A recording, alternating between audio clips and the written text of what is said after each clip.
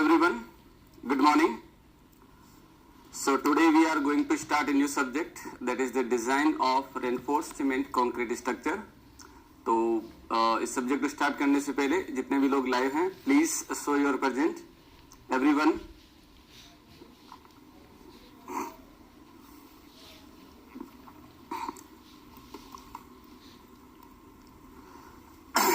Okay चलिए, तो इस सब्जेक्ट के अंदर अगर हम बात करें तो आप सब अच्छे से जानते हैं कि आरसीसी जो सब्जेक्ट है वो हर एग्जाम पॉइंट ऑफ व्यू से बहुत इंपॉर्टेंट है.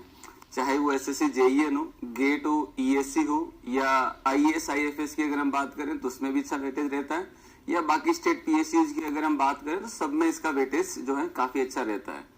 और इस सब्जेक्ट का सबसे बड़ी खासियत ये है कि ये बड़ा आसान सा है, बहुत ज्यादा सोचना नहीं रहता है और सिंपल से पॉइंट है जो आपको ध्यान से याद रखना है. और अगर आप सपोर्ट करेंगे तो इस सब्जेक्ट को हम जो क्लास के साथ ही फिनिश कर देंगे, theoretically as well as reality में. थ्योरेटिकली कैसे कि सारे पॉइंट्स आपके नोट्स में लिखे होंगे, और रियलिटी में कि वाकई हमसे ये सब्जेक्ट बन रहा है. तो ये डिपेंड करेगा कि आपके रेस्पॉन्स पे आप कितना इंटरेक्टिव रहते हैं क्लास के अंदर, और जो पूछा जा रहा है उसका आंसर आप देते हैं या नहीं देते हैं, उसके ऊपर प्योरली डिपेंड करेगा. एंड मैं इतना आपको इंश्योर कर सकता हूं कि अगर आप थोड़ा सा सपोर्ट करेंगे खुद का तो ये सब्जेक्ट आपको एक अच्छे पोजीशन में ले जाएगा. कारण अगर हम देखें तो इस सब्जेक्ट का अगर वेटेज की हम बात करें तो आप अच्छे से जानते हैं कि जेईएन में अगर मैं प्री की बात करता हूं तो ये लगभग 10 से 12 मार्क्स प्लस माइनस 2 कर देते हैं, तो प्री के अंदर रहता है इसका वेटेज. और अगर मैं मेंस की बात करता हूं तो ये 50 से 60 मार्क्स के अंदर रहता है. ये अपने आप में बहुत अच्छा स्कोर है जो आप लोग जो है गेन कर सकते हैं, राइट. चलिए, तो इस सब्जेक्ट में हम लोग जो है कौन कौन से टॉपिक करने वाले हैं, क्या क्या हम लोग इसमें डिस्कशन करेंगे, तो उसको हम देख लेते हैं. तो जो टॉपिक हम लोग कवर करेंगे इसके अंदर दैट इज सबसे पहले हो जाएगा इंट्रोडक्शन. और आप सभी अच्छे से जानते हैं कि इंट्रोडक्शन जो है किसी भी सब्जेक्ट का, मैं आपको सारे सब्जेक्ट के लिए बता दूं, चाहे आप सोइल पढ़ रहे हो, सर्वे, एफएम वगैरह, सारे सब्जेक्ट के अंदर जेईएन पॉइंट ऑफ व्यू से हर टॉपिक का इंट्रोडक्शन बहुत इंपॉर्टेंट रहता है. और मैक्सिमम या मेजोरिटी ऑफ द क्वेश्चन अगर आप देखते हैं, एनालिसिस करते हैं अगर पेपर को, तो इसी पोर्शन से आता है. So this is the introduction. इसके अंदर हम लोग जो है पूरी बेसिक से डिटेल से हम लोग कवर करेंगे. उसके बाद में हो जाएगा analysis of the singly reinforce beam by WSM and then doubly reinforce beam by WSM और टी और एल बीम बाय डब्ल्यूएसएम. यानी कि सिंगली, डबली और टी बीम तीनों को हम लोग डब्ल्यूएसएम से एनालिसिस करेंगे. सेम इन्हीं तीनों बीम को हम लोग एनालिसिस करेंगे एलएसएम से. ठीक है, तो सिंगली, डबली और टी और एल बीम हम लोग किससे डिस्कशन करेंगे, एलएसएम से. तो ये अपना एक मेजर पोर्शन रहेगा, राइट. देन हम लोग डिस्कशन करेंगे design of the shear, bond and development length and design of the torsion. उसके बाद में अगर हम देखेंगे तो design of the beam and design of the slab. इसके अंदर दोनों हो जाएगा, this is the one way slab and two way slab and two way slab. ये हम लोग जो है वो डिस्कशन करेंगे.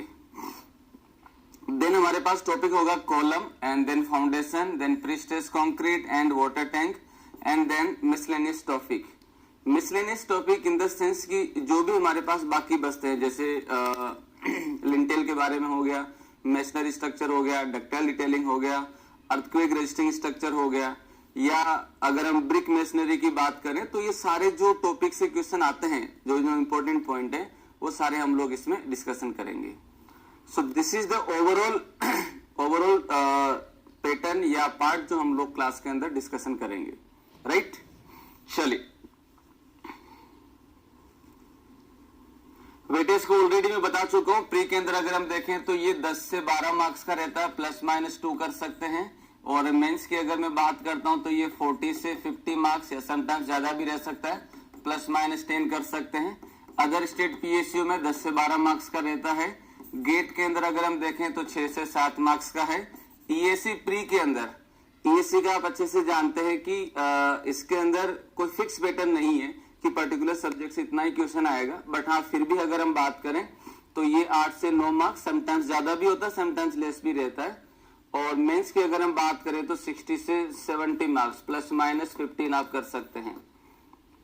So this is the overall view of the subject जो हम लोग डिस्कशन करेंगे, ओके,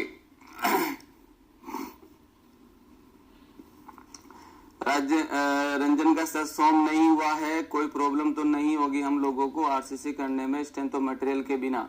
मैं आपको एक चीज बता दूं कि इस सब्जेक्ट को लेके अगर कहीं पे भी मैं अगर ये लिखता हूं तो आप मेरी क्लास के अंदर बिल्कुल फ्री हैं पूछने के लिए कि सर ये क्या होगा। एक सिंपल तरीके से मैं ये मान के चल रहा हूं कि आपको इस सब्जेक्ट के बारे में कुछ नहीं पता है और हम जीरो से स्टार्ट करेंगे और उस पीक लेवल तक पहुंचेंगे जिससे एग्जाम जितना चाहता उससे आगे के लिए। तो डोंट वरी, सब्जेक्ट को मैं बिल्कुल सिस्टमेटिक तरीके से ही इसमें कराऊंगा। ठीक है रंजन, ठीक है, ओके। चलिए, तो अब अगर हम बात करें दोस्तों इस सब्जेक्ट के लिए जो जब तक मेरी क्लास चलेगी तब तक आपसे कुछ रिक्वायरमेंट और कंडीशंस हैं जो आपको फॉलो अप करनी होगी।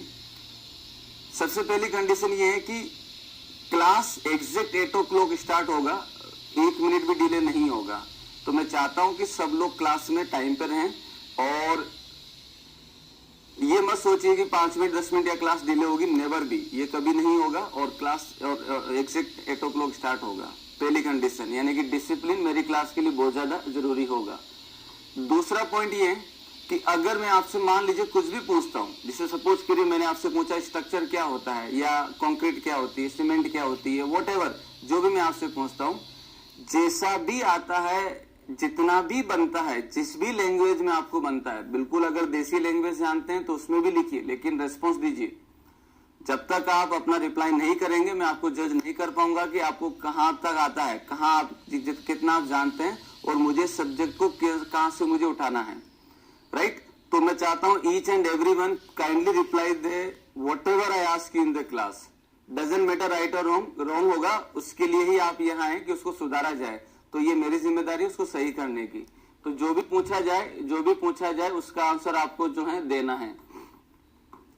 तीसरी चीज, अगर आप सबने अच्छा रेस्पॉन्स दिया और सब कुछ बढ़िया रहा तो कुछ इनिशिएट भी किए जाएंगे सब्जेक्ट को लेके, लाइक जितने भी PYQ हैं, मैं ओनली JEN की बात नहीं कर रहा हूं, जितने भी ऑल ओवर इंडिया में JEN के क्वेश्चन पेपर होते हैं उनमें जो इंपॉर्टेंट क्वेश्चन है या जो ट्रिकी क्वेश्चन है उनको मैं क्लास में डिस्कशन करूंगा, but that purely depends on your response.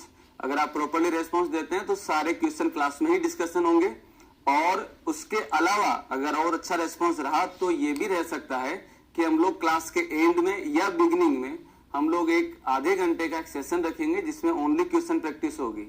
आप अच्छे से जानते हैं कि अक्टूबर में इसका पेपर होना है JEN का, और उसके लिए आपको क्वेश्चन प्रैक्टिस करना मैंडेटरी है, जरूरी है।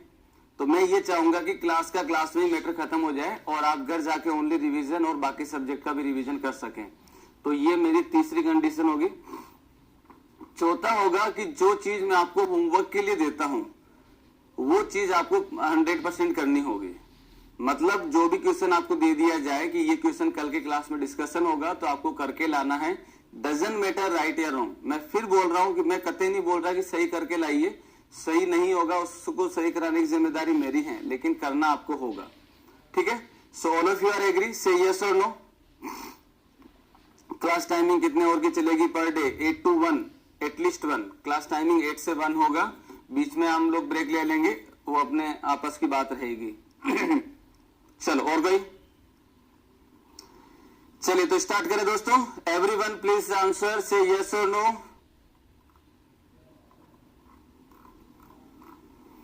और रिस्पॉन्स देना है। ये आप ये मान के चलिएगा कि जो भी आपसे पूछा जाए उसका आंसर देना ही देना है ना? ओके ओके, चलिए एग्री। ओके, स्टार्ट करते हैं। चलो तो स्टार्ट करते हैं। Design of reinforce cement concrete structure. तो सबसे पहला क्वेश्चन ये आता है कि सर स्ट्रक्चर का मतलब ही क्या है? What do you mean by the structure? What do you mean by the structure? Everyone, what do you mean by the structure?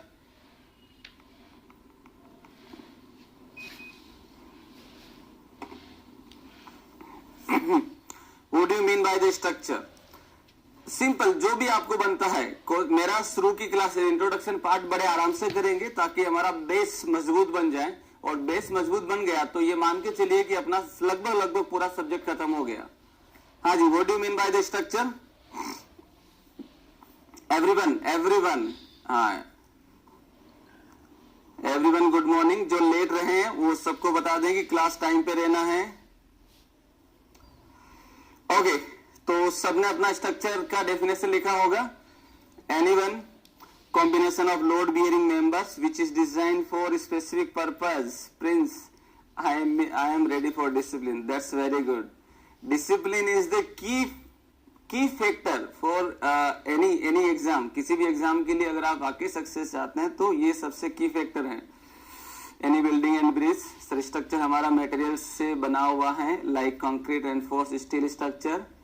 Okay, assemble of members in any building or bridge etc. सब लोग answer दें, जितना बनता है जैसा बनता है। अगर कुछ भी नहीं बनता तो ये भी लिख सकते हैं सर कॉलम और बीम और स्लैब से बना हुआ एक ढांचा, एक संरचना है। Anything you can write. लिखोगे तो जानोगे कि तुम्हें कितना आता है। ओके, चलिए। तो अगर मैं स्ट्रक्चर की बात करूं तो स्ट्रक्चर का जो डेफिनेशन होगा वो ये होता है कि it is combination of members which is design for specific purpose. एक सिंपल सा डेफिनेशन है, तो इसको अगर हम देखें तो ये हो जाएगा it is combination of members which is design for specific purpose. अब यहां पे अगर हम बात करें तो इसका डेफिनेशन का सेंस क्या है। मान लीजिए आप एक स्ट्रक्चरल इंजीनियर हैं और मैं किसी कंपनी का ओनर हूं और मैं आपके पास आता हूं और आपसे बोलता हूं कि सर मुझे बिल्डिंग बनवानी है। तब आपका पहला क्वेश्चन क्या होगा मेरे से? What will be your first question to me? That is, किस पर्पस के लिए बनाना चाहते हैं, क्या उसका यूज करेंगे। आप हॉस्पिटल बनाना चाहते हैं, स्कूल बनाना चाहते हैं, गोदाम है, गैराज है, या और मॉल है, या रेजिडेंशियल बिल्डिंग है, कमर्शियल बिल्डिंग है, आप किस पर्पस के लिए बनाना चाहते हैं। पॉइंट ये आता है कि आपने एज ए स्ट्रक्चरल इंजीनियर एक क्वेश्चन क्यों पुटअप किया। बिकॉज यू नो दैट कि जैसे ही आपको ये पर्पस का मीनिंग पता चलेगा तो इस पर्पस से आप क्या करते हैं, आपको ये पता है कि इस डिफरेंट पर्पस के लिए dead load and live load जो होते हैं आर टेकन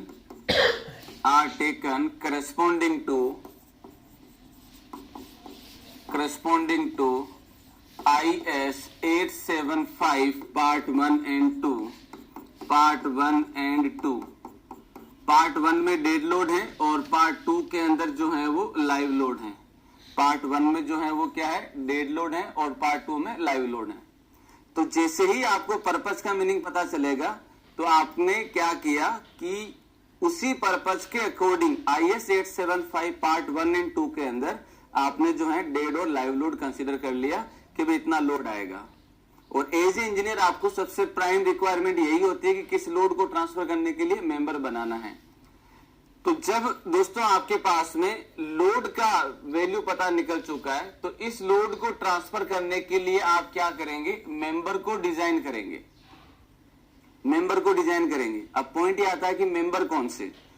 तो मेंबर जो होते हैं बिल्डिंग के अंदर, स्ट्रक्चर के अंदर दो तरीके के होते हैं। एक होता है लोड बियरिंग मेंबर और दूसरा होता है नॉन लोड बियरिंग मेंबर। अभी लिखना मत, मैं सिस्टमेटिकली लिखवा दूंगा आप सबको। तो मेंबर जो होता है वो मेरे पास में हो जाएगा दो तरीके के। एक होता है लोड बियरिंग मेंबर और दूसरा होता है नॉन लोड बियरिंग मेंबर।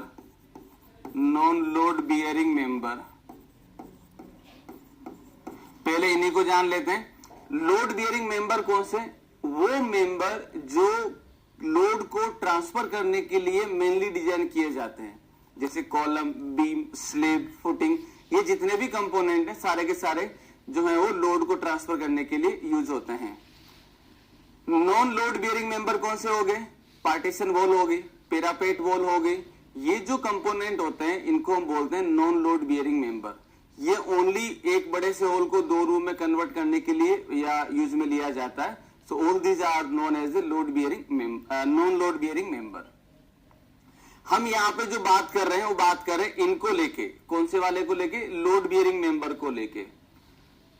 तो इस लोड को ट्रांसफर करने के लिए आपने जो मेंबर, लोड बियरिंग मेंबर जो है वो क्या करने, बनाने हैं। तो यहां पे अगर मैं मेंबर की बात करता हूं दोस्तों, तो मेंबर जो हो सकते हैं मेरे पास में हो सकता है बीम, कॉलम, फुटिंग, ETC, ये सारे मेंबर हो सकते हैं। और ये जो मेंबर होते हैं ये मेंबर अलग अलग मटेरियल से मिलकर बने हो सकते हैं। स्टोन हो गया, वुड हो गया, मड हो गया, बंबू हो गया, स्टोन हो गया, स्टील हो गया, कंक्रीट हो गया, सीमेंट हो गया, इन सारे मटेरियल से मिलकर बने हो सकते हैं। तो अगर मैं मेंबर की बात करता हूं तो मेंबर जो हो जाएगा वो मेरे पास में जो है, अगर मैं स्टार्टिंग से स्टार्ट करता हूं तो वुड से हो सकता है, स्टोन से हो सकता है, कंक्रीट से हो सकता है, सीमेंट से हो सकता है,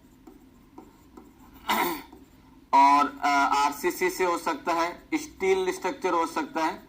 नए मटेरियल की अगर हम बात करें तो ये हो सकता है CFRP, carbon fibre enforce polymer, GFRP and cold form steel. Cold form steel, इन सबको मैं सिस्टमेटिक लिखवा दूंगा, अभी आप ओनली समझने फोकस करिए। ये जो मेंबर है, इस लोड को ट्रांसफर करने के लिए आपको मेंबर कौन से, लोड बेयरिंग मेंबर को डिजाइन करना है। और ये मेंबर कौन कौन से, बीम हो गया, कॉलम हो गया, फुटिंग हो गया, ETC, ये मेंबर इनमें से किसी से भी मिलकर बने हो सकते हैं।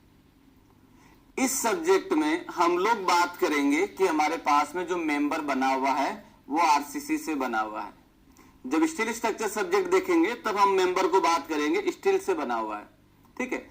तो हम यहाँ पे क्या कर रहे हैं कि जो मेंबर है मेरे पास में, लोड बियरिंग मेंबर किससे बना है, RCC से बना है, इसको लेके हम बात करने वाले हैं।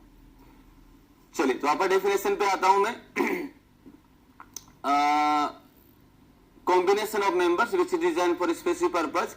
स्पेसिफिक पर्पज से आपने लोड का वैल्यू निकाला, इस लोड को ट्रांसफर करने के लिए आपने मेंबर, लोड बियरिंग मेंबर को आपने डिफाइन किया और यह पता किया कि आपने RCC से बनाना है, राइट। अब बनाने का मतलब यह है कि भाई मुझे इसको क्या करना है, डिजाइन करना है, डिजाइन करना है।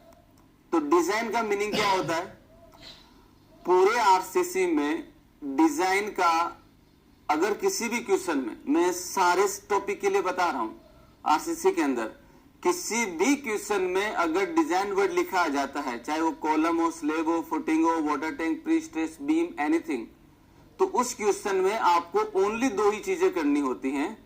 वो क्या होगी कि अगर मैं डिजाइन वर्ड की बात करता हूं तो डिजाइन का दो ही मीनिंग होता है। पहला हो जाएगा मेरे पास में to calculate, to determine minimum dimension of member, minimum dimension of member.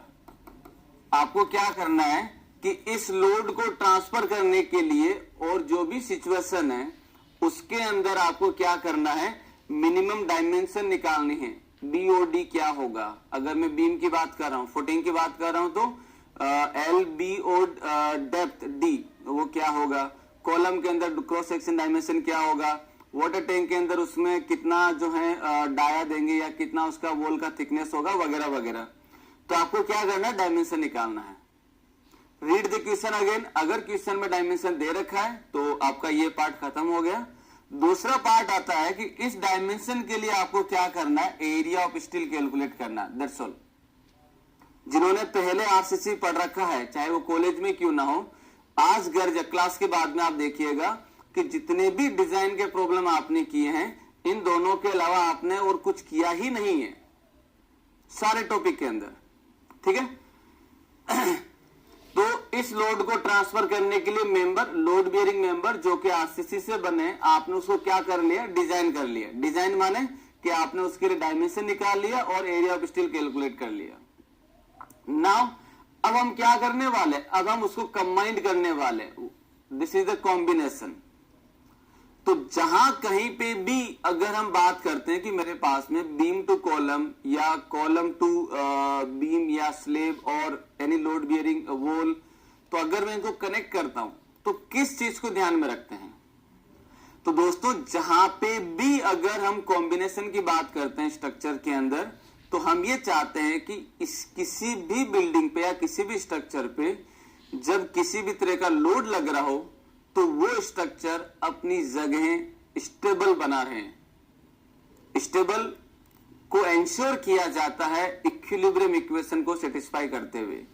तो कॉम्बिनेशन की अगर हम बात करते हैं तो कॉम्बिनेशन में बोलते हैं कि स्ट्रक्चर स्टेबल होना चाहिए और स्टेबल किया जाता है इक्विलिब्रियम इक्वेशन को ध्यान में रखते हुए। summation fx equal to 0, fy equal to 0 और mz equal to 0. This is the definition of the structure. कोई डाउट इसमें?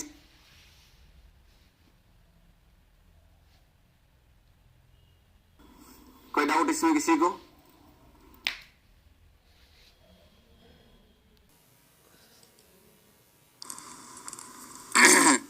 कोई डाउट इसमें किसी को? चलिए, तो आई होप कि ये सबको क्लियर हो गया होगा, इसमें कोई समस्या नहीं होगी. ओके, तो हेडिंग लगाइए, पहला हेडिंग लगाइए, दैट इज द स्ट्रक्चर.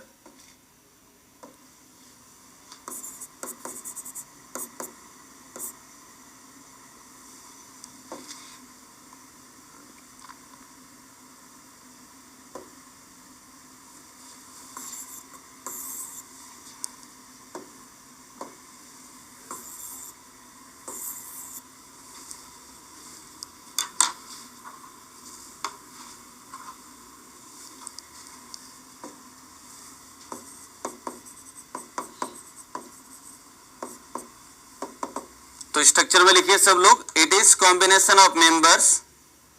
इसमें लिखिए आप लोग definition, it is combination of members which is, it is combination of members और ब्रैकेट में लिखेंगे आप लोग load bearing member, load bearing member.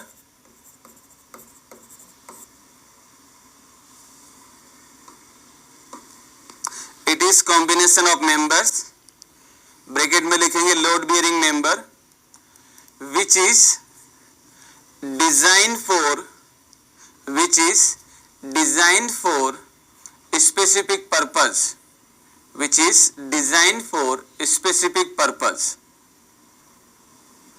Design for specific purpose. Nadeem, equilibrium equation. बेटा अभी मैं बता रहा हूं सारा, डोंट वरी, अभी मैं सारी चीजें लिखूंगा इसमें. Specific purpose. अब आप एक काम करिए, स्पेसिफिक पर्पस को अंडरलाइन करिए और ब्रैकेट के अंदर लिखिए dead load and live load are taken corresponding to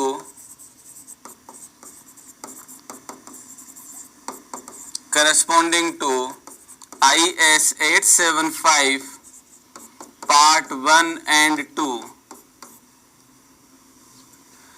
specific purpose को अंडरलाइन करिए और उसके आगे ब्रैकेट में लिखिए dead load and live load are taken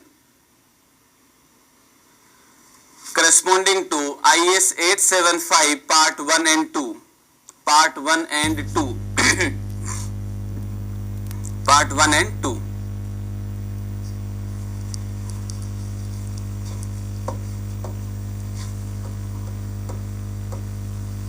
चलिए, अब यहां पे मेंबर को अंडरलाइन करिए डेफिनेशन में और सब हेडिंग लगाइए मेंबर.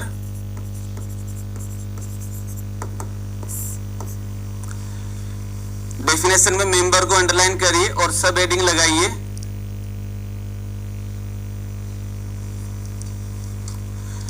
तो मेंबर की अगर हम बात करें तो हम यहाँ पे लोड बियरिंग मेंबर को हम बात कर रहे हैं, तो मैं यहाँ पे इसको दोनों को वापस लिख देता हूं. लोड बियरिंग मेंबर हम जो बात कर रहे हैं, और ये हो जाएगा नॉन लोड बियरिंग मेंबर.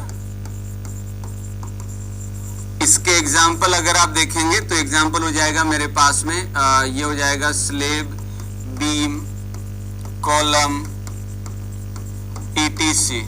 और इसके एग्जाम्पल अगर आप देखेंगे तो ये हो जाएगा आपके पास में partition wall,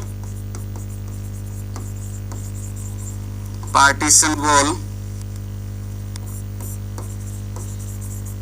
partition wall, boundary wall, parapet wall, ETC. ठीक है, तो हम लोग यहाँ पे non load load bearing member को लेके बात करने वाले हैं, तो ये ध्यान रखिएगा, ये आपसे पूछे जा सकते हैं. Note it down. ये डेफिनेशन में मेंबर को अंडरलाइन करके वापस सब हेडिंग बनाना है और उसमें लिखना है.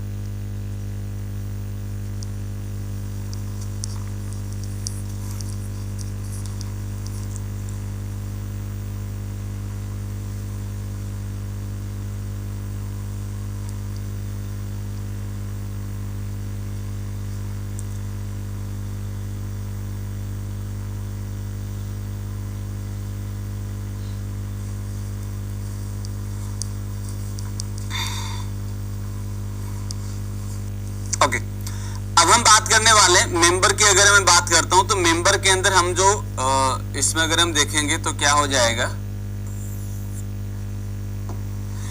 मेंबर के अंदर ही आगे लिखना है दूसरा पॉइंट करके, मेंबर के अंदर दूसरा पॉइंट करके लिखना है। वो क्या हो जाएगा, मेंबर जो होते हैं वो हो जाएंगे मेरे पास में, दैट इज वुड से मिलके हो सकते हैं, स्टोन से हो सकते हैं, कंक्रीट से हो सकते हैं, सीमेंट से हो सकते हैं, और आरसीसी से हो सकते हैं, और स्टील से हो सकते हैं, सीएफआरपी से हो सकते हैं, जीएफआरपी से हो सकते हैं, और कोल्ड फॉर्म स्टील से हो सकते हैं। ये अलग अलग तरीके के मटेरियल है जिससे हम लोग मेंबर बना सकते हैं। यहाँ पे अगर मैं बात करता हूं तो भाई सीएफआरपी का फुल फॉर्म होगा मेरे पास, that is carbon fibre reinforce polymer,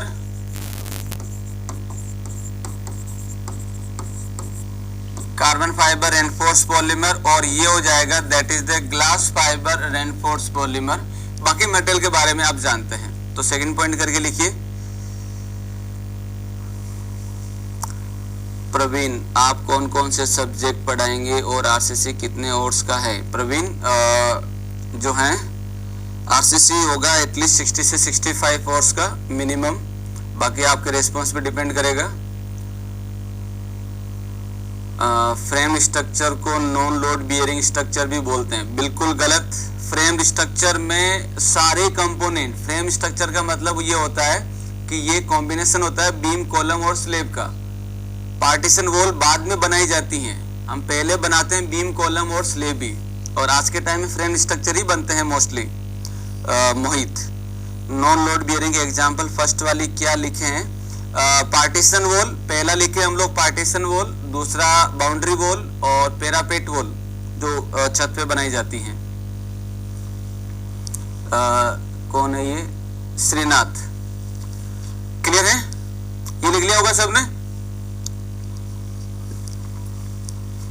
okay, तो यहाँ पे हमने क्या देखा कि भाई लोड मिल गया, हमें मेंबर का पता चल गया। अब आते हैं डिजाइन के, तो डेफिनेशन में डिजाइन को अंडरलाइन करिए, डेफिनेशन में डिजाइन को अंडरलाइन करिए, और सब हेडिंग लगाइए डिजाइन, और डिजाइन में हो जाएगा डेफिनेशन में कौन है ये? श्रीनाथ, क्लियर है? ये लिख लिया होगा सबने? ओके, तो यहाँ पे हमने क्या देखा कि भाई लोड मिल गया, हमें मेंबर का पता चल गया। अब आते हैं डिजाइन के, तो डेफिनेशन में डिजाइन को अंडरलाइन करिए, डेफिनेशन में डिजाइन को अंडरलाइन करिए, और सब हेडिंग लगाइए डिजाइन, और डिजाइन में हो जाएगा to determine minimum dimension of member,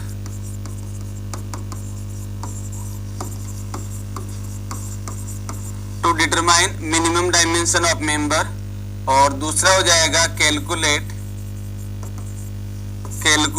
area of steel. मैं यहाँ पे टेंशन या कंप्रेशन स्टील कुछ भी नहीं लिख रहा हूं, ओनली एएस लिख रहा हूं।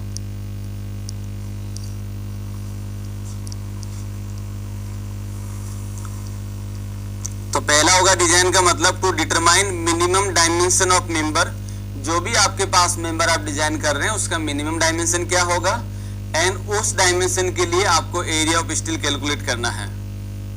So this is the mean of the design.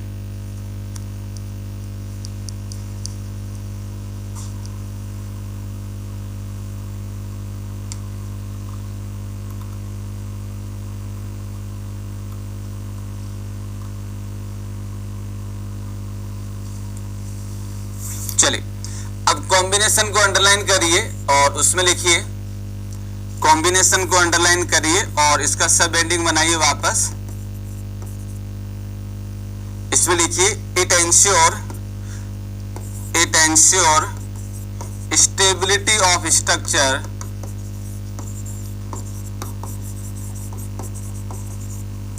it ensure stability of structure, it ensure stability of the structure, stability of the structure। Clear? अब पॉइंट ये आता है कि स्टेबिलिटी ऑफ स्ट्रक्चर कैसे इंश्योर की जाती है। तो दोस्तों जब कभी भी मैं इस तरीके का अगर साइन बनाता हूं अंडरलाइन करके, तो जो भी जितने भी पार्ट को मैंने अंडरलाइन किया है उसका मीनिंग क्या है वो हम लोग लिखते हैं। ये मेरा एक अपना एक पॉइंट एक नेचर है जिसके द्वारा मैं इसको मेंशन करता हूं। तो स्टेबिलिटी ऑफ स्ट्रक्चर जो है किसके द्वारा इंश्योर की जाती है, तो ये इंश्योर की जाती है बाय एंश्योर इक्विलिब्रियम इक्वेशन। तो ये स्टेबिलिटी ऑफ स्ट्रक्चर जो इंश्योर की जाती है किसके द्वारा करते हैं हम लोग, इक्विलिब्रियम इक्वेशन के द्वारा। चलिए तो लिखिए इसको, it ensure by equilibrium equation.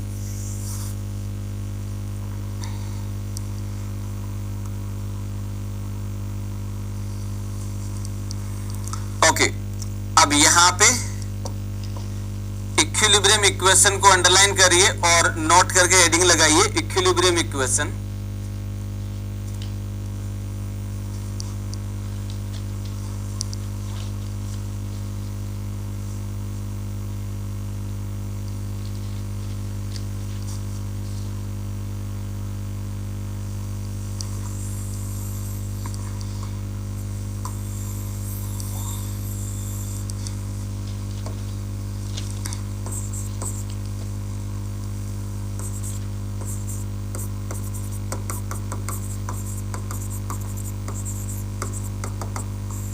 Equilibrium equation. चलिए तो नोट करके हेडिंग लगाइए इक्विलिब्रियम इक्वेशन। तो इक्विलिब्रियम इक्वेशन में सबसे पहले आता है that is summation F X is equal to 0, summation F X equal to 0। चलिए तो summation F X equal to 0 का मतलब क्या है, देखिए मैं यहाँ पे दो चीजें बताता हूँ।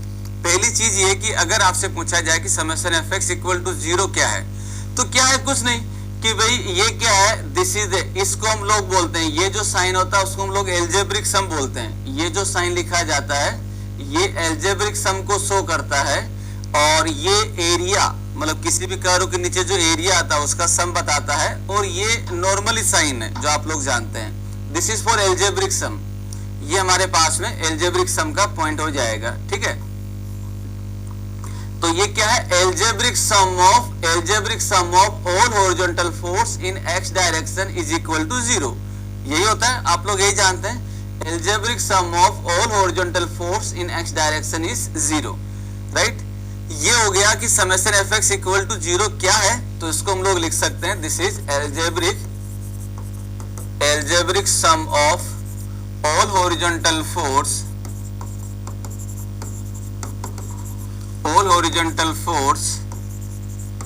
in x direction is 0। माने कि अगर मान लीजिए मेरे पास में कोई भी एक बिल्डिंग है, या जैसे मान लीजिए मैंने कोई भी एक स्ट्रक्चर लिया, इसके ऊपर मैं यहाँ पे लोड लगाता हूँ दिस इज द P1, इधर मैंने लोड लगा दिया दिस इज द P2, इधर मैंने लोड लगा दिया दिस इज द P3, इधर मैंने लोड लगा दिया दिस इज द P4। ये चार अलग अलग तरीके के लोड लग रहे हैं। तो हम ये जानते हैं कि हमारे पास 8वीं या 9वीं क्लास में आपने देखा होगा, इधर की साइड जाते हैं तो प्लस होता है, इधर की साइड जाते हैं तो प्लस होता है, इधर की साइड जाते हैं तो माइनस, और इधर की साइड जाते हैं तो माइनस होता है। ये हम लोग बेसिक 8वीं 9वीं क्लास से जानते हैं। तो आपको इक्वेशन क्या लिखना है इसके लिए, summation F X equal to 0 का मतलब क्या हुआ, P1 प्लस एक्स में जा रहा है तो ये इक्वेशन बन जाएगा मेरे पास P1, ये भी प्लस में जा रहा है तो ये हो जाएगा P3 भी प्लस में होगा, ये दोनों माइनस में डायरेक्शन में आ रहे हैं तो ये हो जाएगा minus P2 minus P4 is equal to 0। तो इस स्ट्रक्चर के ऊपर अगर देखा जाए और आपसे ये पूछा जाए कि फाइनली लोड कितना आ रहा है जो इस स्ट्रक्चर को अनस्टेबल बनाएगा, लोड कितने लग रहे हैं, 4 लोड लग रहे हैं, P1 P2 P3 P4, ये चारों लोड लग रहे हैं, that's okay, but what is the resultant force, मतलब P1 और P3 जो है वो प्लस एक्स में लग रहे हैं, P2 और P4 माइनस एक्स में लग रहे हैं। तो फाइनली रिजल्टेंट फोर्स कितना है जो स्ट्रक्चर को अनस्टेबल बनाएगा, तो that final force is the 0। तो जब फाइनली फोर्स ही 0 लग रहा है तो डिस्प्लेसमेंट क्या होगा एक्स डायरेक्शन में, दैट इज 0। तो अगर आपसे ये पूछा जाए कि भाई summation F X equal to 0 क्या है, तो एफ एक्स इक्वल टू 0 तो ये है। What do you mean by this, अगर आपसे पूछा जाए इसका मीनिंग क्या है, तो इसका मीनिंग ये है, इसका मीन क्या है, तो इसका मीनिंग हो जाएगा displacement in X direction, displacement in X direction is, यानी कि delta X is zero, that is the meaning. Everyone clear? Summation F X equal to 0 क्या है? एवरीवन नोट करिए, ये बेसिक है, आप लोग जानते हैं, नोट करिए इसको।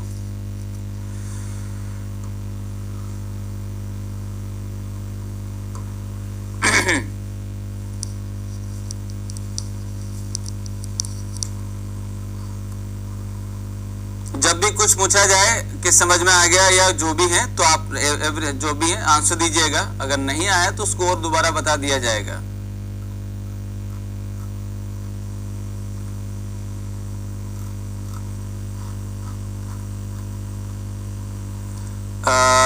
अंकित, all vertical force in Y direction होगा ना बेटा, एक्स की बात कर रहे हैं तो एक्स के लिए लिखेंगे ना अंकित।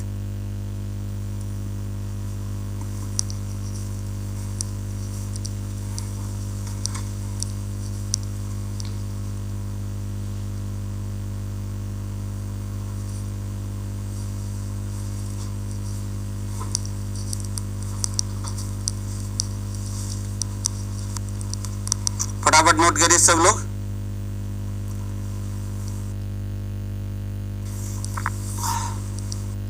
हम लोग ये बोल रहे हैं कि जब एक्स डायरेक्शन में फोर्स लग रहा है तो बिल्डिंग जो पहले अपने ओरिजिनल पोजीशन पे था उस पोजीशन से कितना डिस्प्लेस कर रहा, only in X direction, that's one. Abhishek,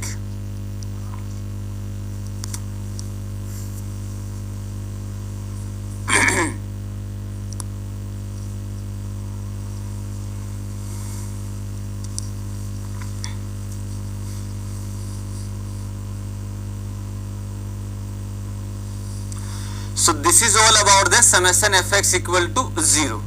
I hope it is clear to all कि इक्विलिब्रियम इक्वेशन पहली क्या है, तो ये सबका क्लियर हो गया होगा। और स्ट्रक्चर में भी यही बताते हैं, जेईएन के लिए इतना एनफ है जो जानने के लिए। ओके चलिए, तो अब हम बात कर लेते हैं, ये तो हो गया समेशन fx इक्वल टू 0 क्या होता है। नाउ नेक्स्ट हो जाएगा summation fy equal to 0, summation fy is equal to 0, तो ये क्या हो जाएगा, algebraic sum of all forces in Y direction, यानी कि vertical direction is 0, that is the mean. तो ये हो जाएगा that is algebraic sum of all forces in Y direction is 0। तो इसका अगर हम एग्जांपल देखें तो मान लीजिए मेरे पास में क्या होगा कि भाई ये कोई एक स्ट्रक्चर लिया हमने, ये ले लो चाहे ये ले लो, कुछ भी ले लीजिए। यहाँ पे हमने जो है इस तरीके से कोई भी एक स्ट्रक्चर ले लिया। जब इसके ऊपर लोड लग रहा है, दिस इज द P, तो हम ये जानते हैं कि ये हो जाएगा RA और ये रिएक्शन हो जाएगी RB। मैं इसका FBD नहीं बना रहा हूँ, सीधा सपोर्ट पे इसका वैल्यू ले रहा हूँ, तो ये रिएक्शन हो जाएगा RA, ये रिएक्शन हो जाएगा RB, that is the one. तो जब इसके ऊपर लोडिंग लगता है तो वाई डायरेक्शन में, अब हम लोग एक्स डायरेक्शन की बात नहीं कर रहे, वाई डायरेक्शन में रिजल्टेंट फोर्स क्या होगा। तो मैं जब इसके लिए समेशन fy इक्वल टू 0 लिखूंगा तो क्या हो जाएगा, वही 8वीं क्लास से आपने देखा होगा, इधर प्लस होता है इधर माइनस होता है। तो यहाँ पे अगर हम इक्वेशन लिखेंगे तो क्या हो जाएगा, RA और RB अपवर्ड डायरेक्शन में लग रहे हैं, तो ये हो जाएगा RA प्लस RB, और ये डाउनवर्ड डायरेक्शन में लग रहा है तो ये हो जाएगा -P is equal to 0। Clear? तो यहां से हमें क्लियरली पता चल रहा है कि वाई डायरेक्शन में जो रिजल्टेंट फोर्स आ रहा है वो कितना आ रहा है, 0 आ रहा है। इट मींस कि वाई डायरेक्शन में ये स्ट्रक्चर जो है वो स्टेबल है, डिस्प्लेस नहीं होगा। Everyone clear? तो यहाँ पे हम लोग इसका मीनिंग लिख सकते हैं, displacement in Y direction is 0 means displacement displacement in y direction is 0, यानी कि that is the delta y is equal to 0। Note करिए।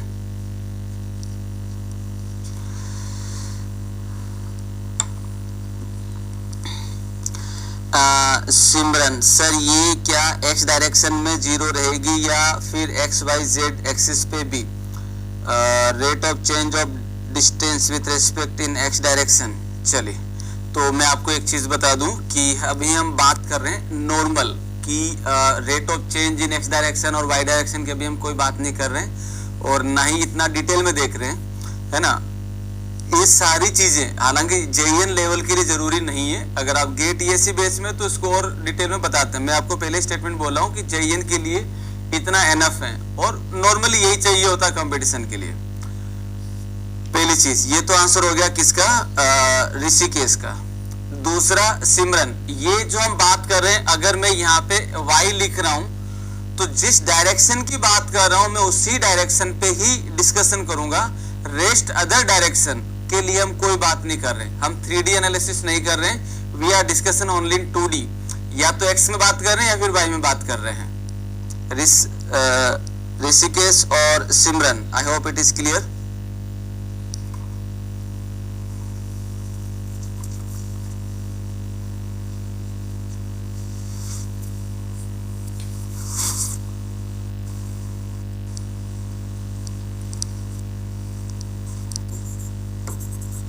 Summation mz equal to 0। mz equal to 0 का मतलब क्या है कि मान लीजिए मेरे पास ये कोई एक बीम है, सपोज करिए this is the beam section. जब इसके ऊपर लोड लगता है, y डायरेक्शन में लोड लग रहा है उसकी बात कर रहा हूं मैं, तो जब इस पे लोड लगता है तो लोड लगने से ये बीम क्या करती है, ये बीम कुछ इस तरीके से रोटेट होती है। ये हम लोग क्या बोल रहे हैं कि ये बीम इस तरीके से रोटेट हुई। रोटेट होने का मतलब क्या रहा कि जब मान लीजिए इसके ऊपर यहाँ पे P लोड लग रहा था, इस P लोड की वजह से इस बीम ने इधर की साइड रोटेशन दिया, दिस इज थीटा A, और इधर की साइड रोटेशन दिया, दिस इज थीटा B। और ये रोटेशन दे रहे हैं अबाउट जेड एक्सिस। ये रोटेशन जो दिया जा रहा है वो किसके रेस्पेक्ट में दे रहे हैं, ये हम लोग दे रहे हैं that is about Z axis. ये जेड एक्सिस है आपके पास में, this is the Z axis, right hand thumb rule के द्वारा, राइट। तो हम ये बोलते हैं कि जब हम स्टेबिलिटी को इंश्योर कर रहे हैं, जब हम स्टेबिलिटी को इंश्योर कर रहे हैं तो हम ये बोलते हैं कि स्ट्रक्चर अपनी जगह स्टेबल होना चाहिए, ना तो वो x डायरेक्शन में जाना चाहिए, ना y डायरेक्शन में डिस्प्लेस होना चाहिए, और ना ही ये रोटेट करना चाहिए। तो जब रोटेट नहीं करना चाहिए तो व्हाट डज इट मीन कि जब वर्टिकल लोड लगाते हैं तो बीम जो है कुछ इस तरीके से डिस्प्लेस होगी। तो जब ऐसे डिस्प्लेस होगी यानी कि बेंट कर गई, तो ये जॉइंट पे क्या कर रही है, रोटेशन दे रही है। तो इस रोटेशन को मुझे जीरो करना होगा। तो इस रोटेशन को जीरो करने के लिए हम क्या करते हैं, यहाँ पे ये सपोर्ट क्या करता है, मोमेंट इंड्यूस करता है। ये सपोर्ट क्या करता है यहाँ पे, ये सपोर्ट यहाँ पे मोमेंट इंड्यूस करता है। दैट इज हो जाएगा, ये हो जाएगा MA और ये हो जाएगा MB, ये हो जाएगा MB। तो MA और MB ये मोमेंट सपोर्ट के द्वारा इंड्यूस किया गया है। तो मैं यहाँ पे सपोर्ट का नेचर बदल देता हूं, बिकॉज सिंपली सपोर्ट पे मोमेंट नहीं होता है। तो मैं यहाँ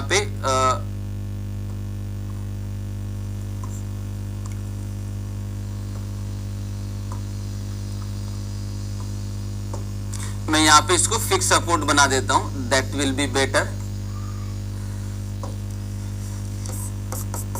तो ये MA और MB मोमेंट इंड्यूस किया गया ताकि थीटा है और थीटा भी क्या बन जाए, जीरो बन जाए। तो यहाँ पे हम समेशन mz इक्वल टू 0 लिखते हैं। तो इसका मतलब क्या हो गया, इसका मतलब ये हो गया कि rotation about Z axis must be 0। तो ये हो जाएगा रोटेशन अबाउट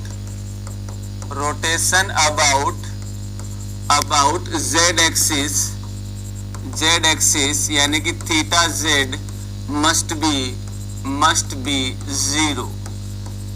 बी जीरो, यानी कि थीटा z का वैल्यू 0 होना चाहिए।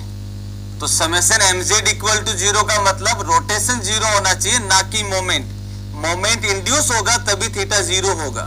तो ये जो मोमेंट दिया गया है, ये मोमेंट दिया गया है develop due to support develop due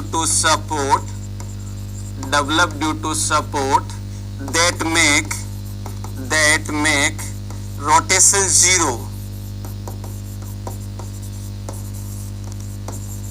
ठीक है, तो ये इस MA और MB का मतलब है, नोट इट डाउन।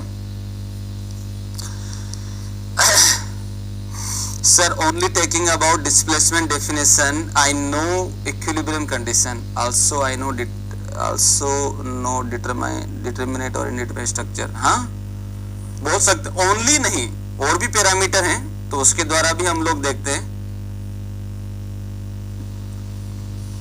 चलिए, तो ये क्लियर हो गया सबको? नोट करिए, this is the equilibrium equation. और जिस तरीके से एसएससी जेईएन के पेपर आ रहे हैं, ऐसी चीजें आपसे पूछी जा रही हैं। जब स्ट्रक्चर सब्जेक्ट पढ़ेंगे तब आपको मैं यहाँ पे बहुत सारी चीजें बताऊंगा। एक होता है इंड्यूस मोमेंट, एक होता है डेवलप मोमेंट, एक होता है कैरीओवर मोमेंट, फिक्स मोमेंट, दुनिया भर के नाम है, वो हम लोग वहां पे बात करेंगे। बट अभी हम ओनली नॉर्मल जानकारी देख रहे हैं कि क्या क्या होता है। पवन सर, एमजेड जे डायरेक्शन से कैसे रिलेट है, समझ नहीं आया, अभी बताते हैं। पवन, पहले इसको नोट करो फटाफट एवरीवन।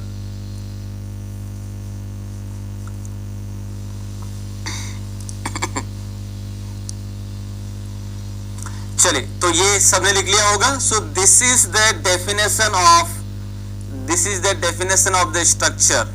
और ये तरीका है कंपटीशन एग्जाम की तैयारी करने का। आज के टाइम, प्रेजेंट टाइम को लेके, वो जमाने गए जब ओनली फैक्ट पूछे जा रहे थे। अभी बहुत सारी चीजें ऐसी पूछी जा रही हैं जो कंसेप्चुअल हैं और माइंड को, आपका दिमाग जो है अच्छे से यूज करेगा। सो आई होप कि ये सबको क्लियर हो गया होगा।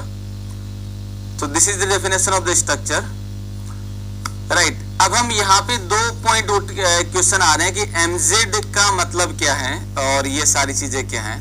तो मैं यहाँ पे कुछ चीजें एक थोड़ा सा वापस सबको बता देता हूँ। इधर देखिए सब लोग,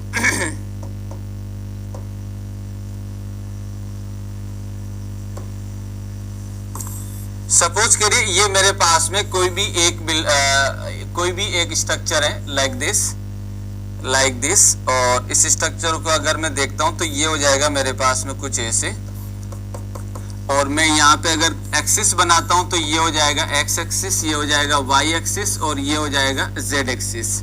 सो इट इज वेरी ऑब्वियस कि जब मैंने ये डायग्राम बनाया है तो ये मेरे पास में एक्स डायरेक्शन होगी, ये मेरे पास में वाई डायरेक्शन होगी, और अगर कुछ भी इसके ऊपर होता है तो ये मेरे पास में जेड डायरेक्शन को, नहीं अभी इसको मैं जेड को शो कर देता हूँ, माने कि अगर मान लीजिए मैंने कोई भी एक ये जो स्ट्रक्चर है वो मैंने यहाँ पे बना रखा है, this is the one, X Y और जेड, ये स्ट्रक्चर का पोर्शन भी है। मैं उसी को यहीं पे बता देता हूं ताकि आपको आसानी रहेगी।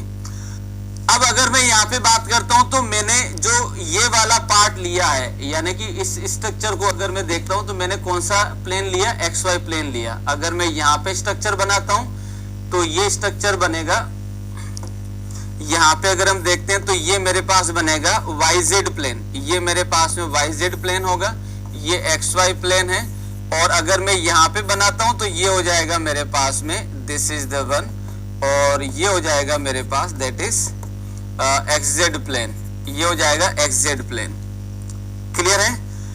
अब हम इसमें देखें तो भाई मेरे पास में यहाँ पे अगर मैं लोड लगाता हूं P, तो इसकी वजह से आर ए आर बी जो है एक्स वाई प्लेन में आता है, ये जो है आर ए और आर बी ये मेरे पास में वाई डायरेक्शन में आया।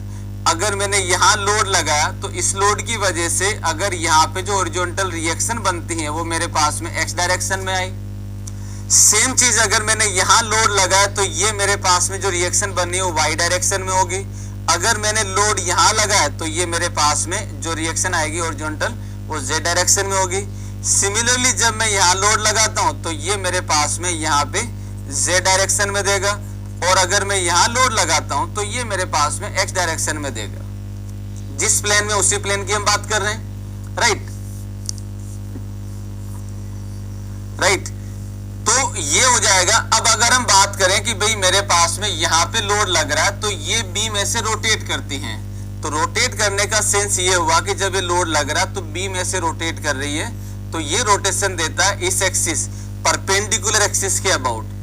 तो जब मैं XY प्लेन की बात कर रहा हूं तो मेरे पास में ये हो जाएगा दिस इज द थीटा है जो इस परपेंडिकुलर प्लेन इसके अबाउट रोटेट करेगा। जब मैं इस वाले प्लेन की बात करता हूं तो ये रोटेट करेगा x के अबाउट रोटेट करेगा। जब मैं इस वाले की रोटेशन की बात करूंगा तो ये y के अबाउट रोटेट करेगा। ठीक है, तो ये आपके पास में आंसर होगा। आरसीसी स्ट्रक्चर से पहले आरसीसी स्ट्रक्चर से रिलेट करती हैं बहुत, तो स्ट्रक्चर पहले पढ़ना चाहिए। इतनी जरूरत नहीं है, जितना जरूरत है उतना ही बता रहे हैं। ये आप थोड़ा सा डिटेल में इसलिए बता रहे हैं क्योंकि क्वेश्चन पूछ लिया गया। बाकी इक्विलिब्रियम इक्वेशन के लिए आपको इतना ही जरूरत है जो हम लोग यहाँ पे देख चुके हैं। Okay, so I hope it is clear. So this is the definition of the structure. I hope इसमें कोई समस्या नहीं होगी। ओके, तो स्ट्रक्चर का डेफिनेशन हम लोग देख चुके हैं। नाउ नेक्स्ट हेडिंग लगाइए, that is the cement. What do you mean by the cement?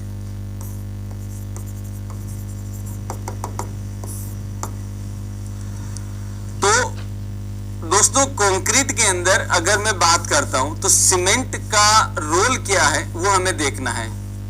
तो सीमेंट जो होता है दोस्तों, ये होता है मेरे पास में that is binding material. It is binding material which bind the aggregate with the help of sand cement slurry.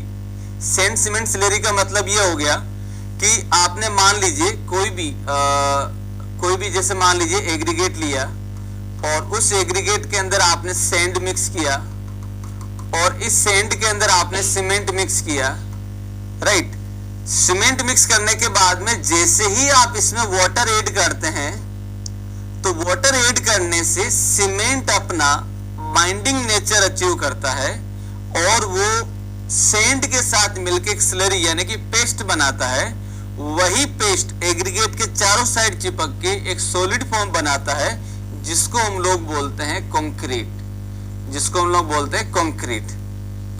इसका मतलब ये रहा कि जब तक आप वाटर ऐड नहीं करेंगे तब तक सीमेंट का कोई रोल नहीं है, किसी भी तरह का बाइंडिंग मटेरियल नहीं है। जैसे ही आप वाटर ऐड करेंगे तो सीमेंट अपना बाइंडिंग नेचर जो है वो देना शुरू करेगा। Clear? So it is the definition of the cement. Note it down.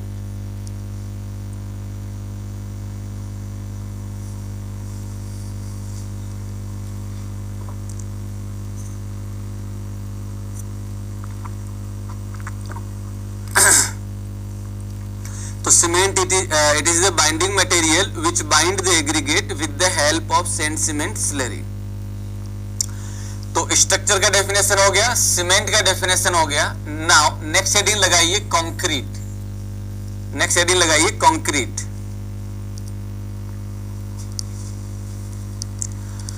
तो कंक्रीट की डेफिनेशन में क्या लिखेंगे? कंक्रीट एक मिक्सर होता है। किस किस का? कंक्रीट मिक्सर होता है किस किस का? सैंड का, एग्रीगेट का, सीमेंट का, वाटर का और एडमिक्सर का। इन पांचों का क्या रहता है? मिक्सर रहता है, जिसको हम लोग क्या बोलते हैं? कंक्रीट बोलते हैं। तो नेक्स्ट हो जाएगा हमारे पास में दैट इज द कंक्रीट। और कंक्रीट क्या होता है? It is mixer of sand, aggregate, cement, water and admixture. और ये जो टॉपिक है ये अभी आज की क्लास और प्रोबेबली कल की क्लास में भी चलेगा। उसके बाद में हम लोग इन दोनों पे बात करेंगे। तो कंक्रीट के अंदर हम लोग पहला इसका डेफिनेशन है, it is mixer of sand, aggregate, cement, water and admixture. It is mixer of sand, aggregate, water and admixture.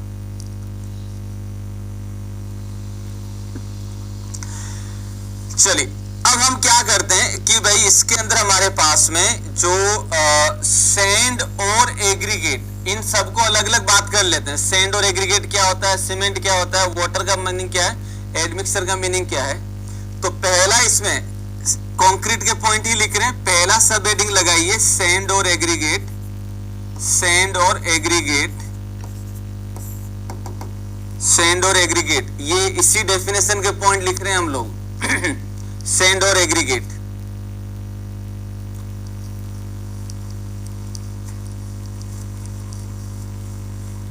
तो सैंड और एग्रीगेट के लिए अगर हम बात करें तो सबसे पहला पॉइंट ये होगा कि IS 3831970 कोड के अनुसार अगर हम बात देखें तो कौन सा सैंड होगा और कौन सा एग्रीगेट होगा। तो सैंड के लिए हम लोग ये बोलते हैं, जिसको हम लोग फाइन एग्रीगेट भी बोलते हैं, तो सैंड के लिए हम लोग ये बोलते हैं कि अगर पार्टिकल साइज 4.75 mm से अगर लेस है तो वो सैंड में माना जाएगा, यानी कि फाइन एग्रीगेट में होगा, और अगर 4.75 mm से ज्यादा है तब वो कोर्स एग्रीगेट में माना जाएगा। तो 4.75 से लेस है तो ये फाइन एग्रीगेट यानी कि सैंड होगा, और 4.75 से ज्यादा है तो ये कोर्स एग्रीगेट होगा। लेकिन एग्जाम में क्वेश्चन ये पूछा गया कि अगर 4.75 mm ही है तब कौन सा होगा। देन वी कैन से कि अगर पार्टिकल साइज 4.75 से लेस या इक्वल है तो ये सैंड या फाइन एग्रीगेट होगा, और अगर ज्यादा है तो ये कोर्स एग्रीगेट में होगा, राइट।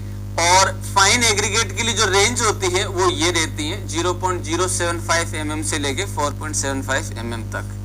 तो ये पहला पॉइंट होगा सैंड और एग्रीगेट के। अभी हम इसी के पॉइंट लिखेंगे। तो फर्स्ट पॉइंट हो जाएगा, नोट करिए,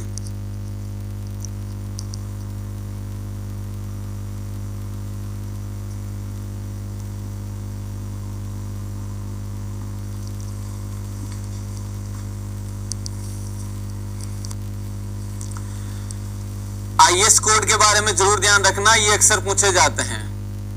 तो as per IS 3831970 if particle size less than equal to 4.75 mm then it is known as the fine aggregate और सैंड बोल सकते हैं। दूसरा हो जाएगा कोर्स एग्रीगेट के लिए if particle size is more than 4.75 mm तो ये कोर्स एग्रीगेट में माना जाएगा। अगर मैं सैंड लिखता हूं तो आप फाइन एग्रीगेट, और अगर ओनली एग्रीगेट लिख रहा हूं तो ये आप मान लीजिएगा कि कोर्स एग्रीगेट होते हैं। तो ये पहला पॉइंट है। अब क्वेश्चन यहाँ पे ये भी पूछा गया एग्जाम के अंदर कि सैंड आप जो लेते हैं वो कौन सी है, कहां से ली जाती है। ये शायद आंध्र प्रदेश या कर्नाटका के PSU में क्वेश्चन आ रखा है ऑब्जेक्टिव के अंदर कि सैंड जो ली जाती है वो कौन सी एक्सेप्टेबल होती है।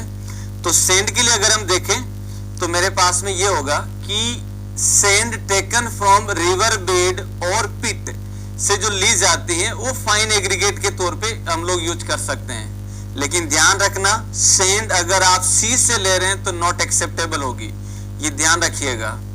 तो इसमें नोट करके लिख दो कि sand taken from river bed and pit is normally use as fine aggregate,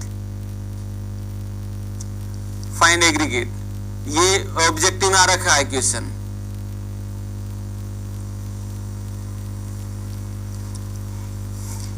तो यहां पे आप ये भी स्टार मार्क करके लिख सकते हो, sand from sea, sand from sea यानी कि sea is not suitable, is not suitable, not suitable because it contain salt in nature.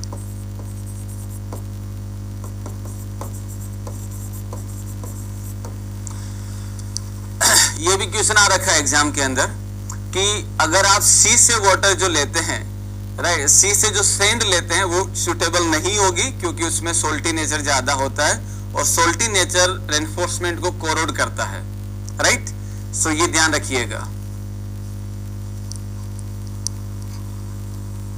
Rishikesh ठीक लिखा, वही पॉइंट मैंने यहाँ पे मेंशन किया है, नोट कर लीजिए। तो sand taken from river bed और पिट नॉर्मली हम लोग यूज कर सकते हैं, बट सी से अगर आप लेते हैं तो ये सुटेबल नहीं होगा क्योंकि सोल्टी नेचर रहता है इसके अंदर। नोट कर लिया सबने। नेक्स्ट पॉइंट नोट 2 करके, ग्रेवल और crush rock are normally use as a coarse aggregate. अगर आपसे कोर्स एग्रीगेट के बारे में पूछा जाए तो ग्रेवल और क्रश रॉक जो है हम लोग कोर्स एग्रीगेट के तौर पे यूज कर सकते हैं, और मोस्टली यही होते हैं। अगर आपसे सी से अगर आप लेते हैं तो ये सुटेबल नहीं होगा क्योंकि सोल्टी नेचर रहता है इसके अंदर। नोट कर लिया सबने? नेक्स्ट पॉइंट नोट 2 करके, ग्रेवल और crush rock are normally use as a coarse aggregate. अगर आपसे कोर्स एग्रीगेट के बारे में पूछा जाए तो ग्रेवल और क्रश रॉक जो है हम लोग कोर्स एग्रीगेट के तौर पे यूज कर सकते हैं और मोस्टली यही होते हैं। ठीक है, सो ये पहले पॉइंट के ही कुछ नोट 1 और नोट 2 हैं, note it down. Gravel and crush rock are normally use as coarse aggregate, are normally used as coarse aggregate.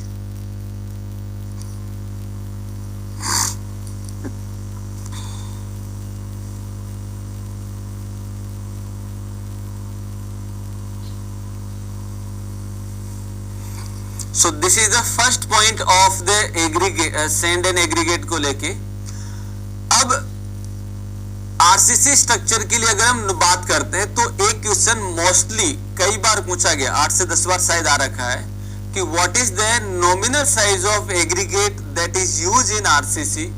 या अगर मैं आपसे इनडायरेक्टली अगर ये पूछता हूं कि हमने जो कोड के अंदर प्रोविजंस लिखे हैं, चाहे वो एक्सपोजर कंडीशन हो या और अदर पैरामीटर, तो मोस्टली जो प्रोविजंस लिखे गए हैं वो 20 mm साइज ऑफ एग्रीगेट के रेस्पेक्ट में लिखे गए हैं। ठीक है, तो नॉमिनल साइज ऑफ एग्रीगेट जो होता है दैट इज द 20 mm। ये बहुत इंपॉर्टेंट है, अक्सर एग्जाम में पूछा गया है। So note it down, nominal size of aggregate is 20 mm। Broken brick use होती है कोर्स एग्रीगेट में। ब्रोकन ब्रिक को हम लोग बोल सकते हैं but this is not kind of the aggregate, वो फिर अलग पैरामीटर में टाइप ऑफ एग्रीगेट में आ जाते हैं। कौन है ये? अरजीत कुमार। तो नॉमिनल साइज ऑफ एग्रीगेट जो होगा that is the 20 mm। Next point, maximum size of aggregate जो रहता है, ये किसी भी मेंबर के अंदर कितना मैक्सिमम साइज ऑफ एग्रीगेट ले सकते हैं, दैट इज हम लोग ले सकते हैं कि जो भी मिनिमम थिकनेस होगा मेंबर का उसके 1/4 से ज्यादा नहीं होना चाहिए। तो maximum size of aggregate should not more than 1/4 of the minimum thickness of the member, minimum thickness of member. Rishikesh 20 to 40 mm, नहीं बेटा 20 mm ही है।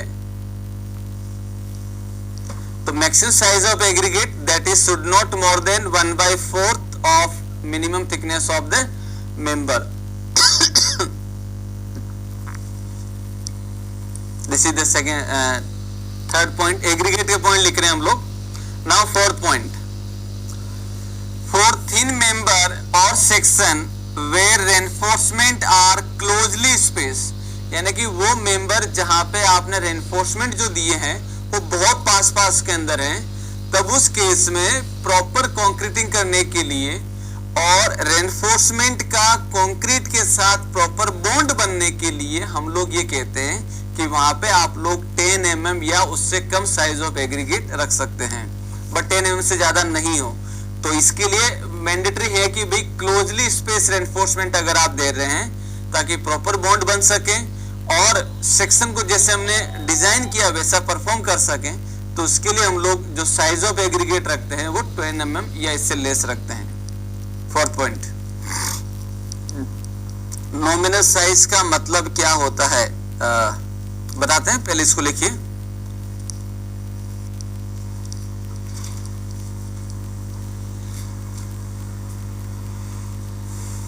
तो चौथा पॉइंट हो जाएगा फॉर थिन मेंबर, ये थिन मेंबर के लिए है।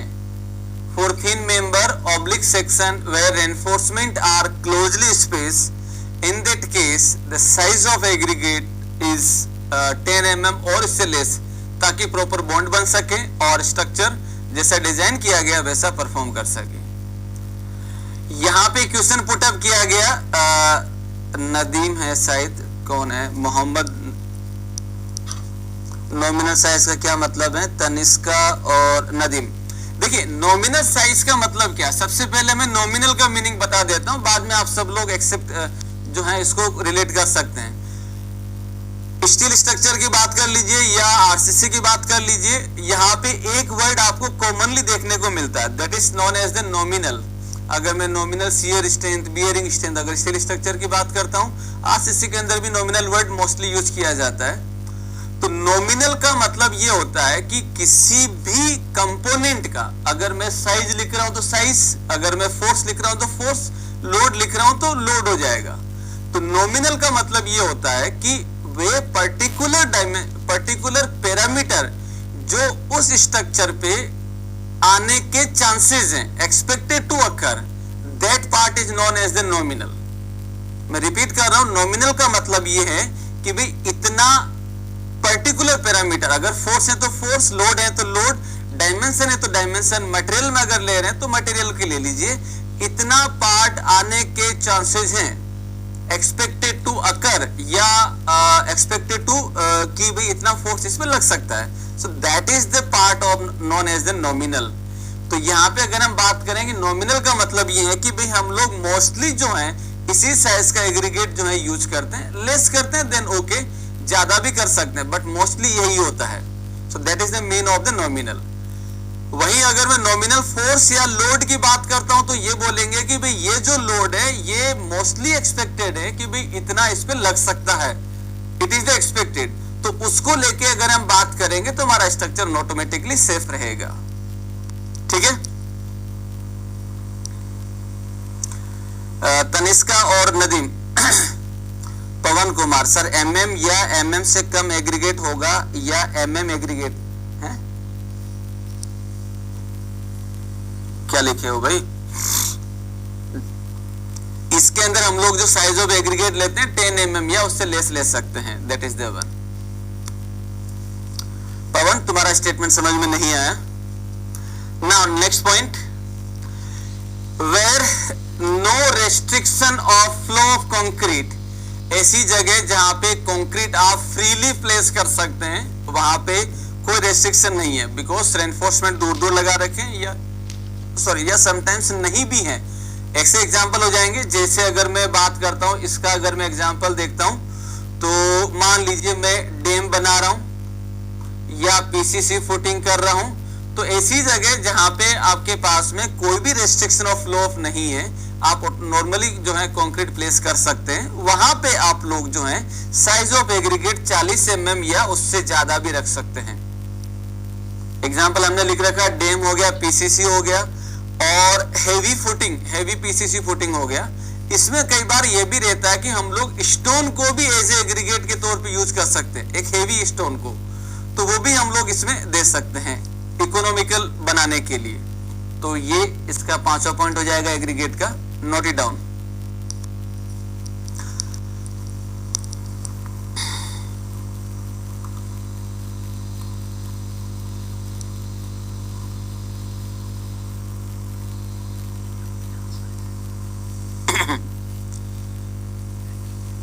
ये एग्रीगेट सैंड और एग्रीगेट की ही बात कर रहे हैं। तो नॉमिनल साइज ऑफ एग्रीगेट यानी कितना साइज आने के, या इसको मोस्टली यूज करते हैं उसके रिस्पेक्ट में लिखा गया 20 mm, और मैक्सिमम साइज ऑफ एग्रीगेट इससे ज्यादा नहीं होना चाहिए, 1/4 into thickness of the minimum thickness of the member. Thin member के लिए जहां पे रेनफोर्समेंट क्लोजली स्पेस है वहां पे 10 mm या उससे लेस रख सकते हैं, और जहां पे no restriction of flow of concrete है वहां पे 40 mm या उससे ज्यादा का भी हम रख सकते हैं। तो ये हो गया हमारे पास में पॉइंट। नेक्स्ट पॉइंट हो जाएगा, in the case of heavy reinforcement member, वहां पे हम लोग साइज ऑफ एग्रीगेट कितना रखेंगे, तो उसके लिए कंडीशन है कि भाई इन दोनों का जो मिनिमम होगा,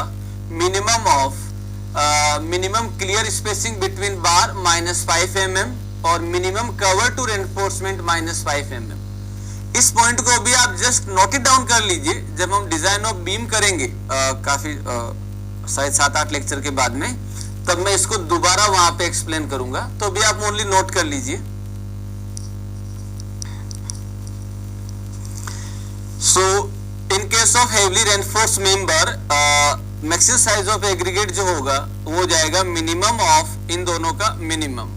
तो minimum clear spacing between bar and -5 mm, ये माइनस साइन है, and minimum cover to reinforcement -5 mm.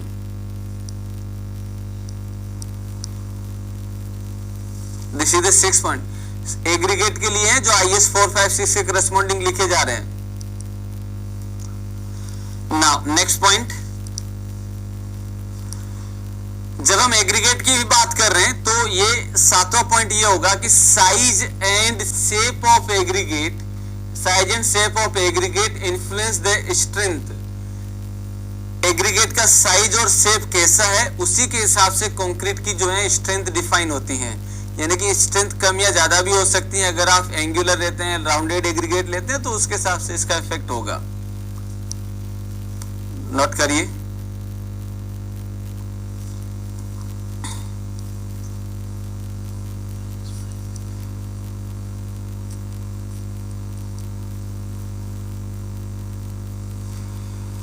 Now next point,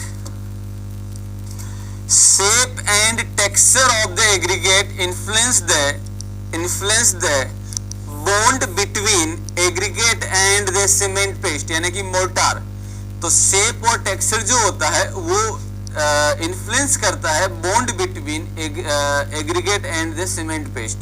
तो मोस्टली इसको हम लोग बोल सकते हैं कि bond को affect करता है और size और shape जो होता है वो strength को influence करता है. ये चीजें जो हैं आई थिंक महाराष्ट्र के PSU में आ रखी हैं, तो ध्यान रखना है आपको.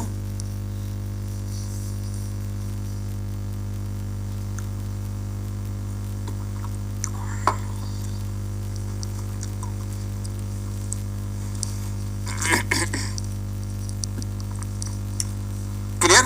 तो ये कुल मिला के 8 पॉइंट हैं जो हम लोग किसके लिए बात कर रहे थे. ये हम लोग बात कर रहे थे दैट इज एग्रीगेट, सैंड और एग्रीगेट के लिए.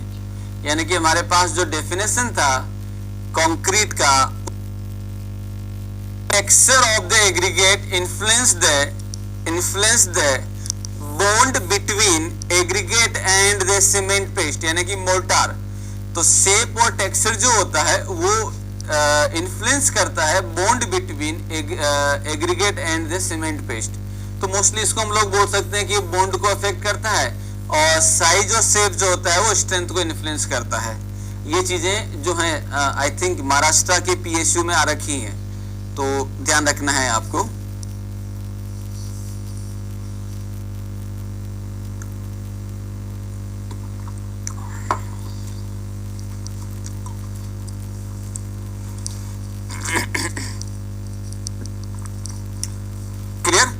ये कुल मिला के 8 पॉइंट हैं जो हम लोग किसके लिए बात कर रहे थे. ये हम लोग बात कर रहे थे दैट इज एग्रीगेट, सैंड और एग्रीगेट के लिए.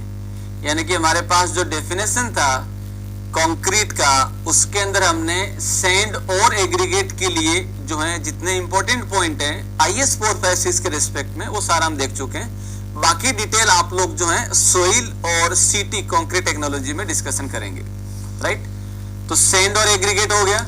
सीमेंट का डेफिनेशन ऑलरेडी हम लोग देख चुके हैं दैट इज व्हाट, क्या होता है ये. तो इसके लिए अगर हम बात करें तो it is the binding material which bind the aggregate with the help of sand cement slurry. तो ये हम लोग देख चुके हैं. नाउ नेक्स्ट हेडिंग लगाइए. हेडिंग क्या मतलब, इसी के अंदर ही वाटर. Next is water.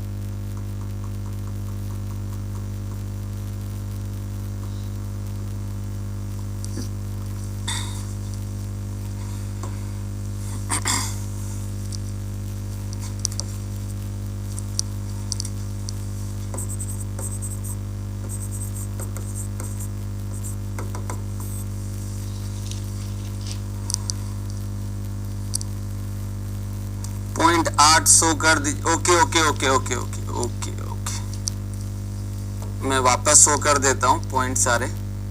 चलिए फटाफट नोट करिए, फटाफट नोट कर लीजिए.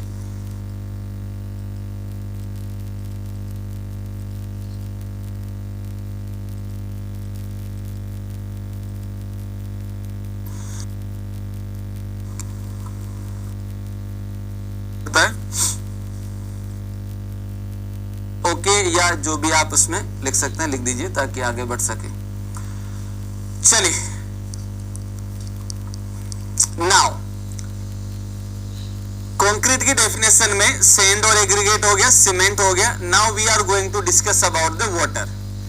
ओके, वाटर क्या होता है, क्या इसका मीनिंग है और ये कैसे जो है वो इन्फ्लुएंस करता है वो हम देख लेते हैं। थोड़ा सुनिएगा 2 मिनट ध्यान से, उसके बाद में आप नोट करना। अभी भी हमने ये देखा था कि हमारे पास में जो